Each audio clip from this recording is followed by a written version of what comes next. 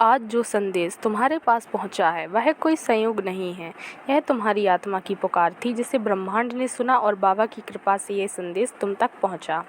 तुम्हारा मन व्याकुल है विवाह को लेकर, जीवन साथी को लेकर, प्रेम को लेकर। तुम हर रोज मन ही मन ईश्वर से एक साथी की कामना करते हो जो तुम्हारा हो, जो तुम्हारे मन को समझे, जो तुम्हारे जीवन की रिक्तता को भर दे। और आज बाबा का आशीर्वाद तुम्हें यही बताने आया है, तुम्हारा समय आ गया है। जिन रिश्तों में आज तक ठोकरें मिली वो सब तुम्हें सिखाने के लिए थे कि सच्चा प्रेम क्या होता है। अब वह घड़ी दूर नहीं जब एक ऐसा जीवन साथी तुम्हारे जीवन में प्रवेश करेगा जो सिर्फ तुम्हारा ही नहीं, तुम्हारे आत्मिक पथ का भी साथी होगा। पर याद रखो, बाबा कहते हैं जो अपने भीतर प्रेम को जगाता है, ब्रह्मांड उसे उसके प्रेम तक पहुंचा देता है। इसलिए पहले खुद से प्रेम करो, अपने भीतर के भय, चिंता और अधीरता को बाबा के चरणों में अर्पित कर दो। तब देखना तुम्हारे जीवन में चमत्कार होंगे। तुम्हारा दिल उस इंसान को पहचान लेगा जिसे बाबा ने तुम्हारे लिए चुना है। विवाह कोई संयोग नहीं होता, यह आत्माओं का पुनर्मिलन होता है और तुम्हारी आत्मा का साथी तुम्हारी ओर बढ़ रहा है। एक कदम और तुम दोनों का मिलन निश्चित है। तुम सोचते हो कब होगा विवाह, कब मिलेगा वह जो मेरी आत्मा को छू सके।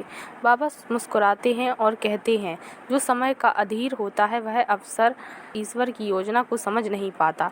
तुम्हारे जीवन में देरी नहीं हो रही, तैयारी हो रही है।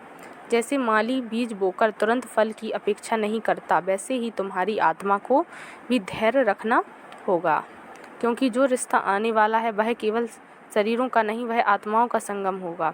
उसमें सम्मान होगा, भक्ति होगी और सबसे महत्वपूर्ण बाबा की कृपा होगी। एक विशेष तिथि निकट है, कोई शुभ समाचार, शायद एक पुराना मित्र लौट आए या कोई नया चेहरा पहली बार मुस्कुराएगा और तुम्हारा अंतर्मन कह उठेगा यही है। लेकिन ध्यान रहे, इस मिलन से पहले तुम्हें स्वयं को तैयार करना है। अपने भीतर के भय को त्यागो, क्योंकि सच्चा प्रेम तब ही आता है जब आत्मा पूर्ण रूप से स्वतंत्र हो। तो प्रिय आत्मा, आज से अभी से एक संकल्प लो कि तुम अपने भीतर उस दिव्यता को जगाओगे जो तुम्हारे प्रेमी को आकर्षित करेगा। तुम उस प्रेम को अनुभव करोगे, पहले अपने भीतर, फिर ईश्वर से बाहर प्रकट करेगा। और याद रखना, विवाह एक उत्सव है लेकिन आत्मा का मिलन एक वरदान है।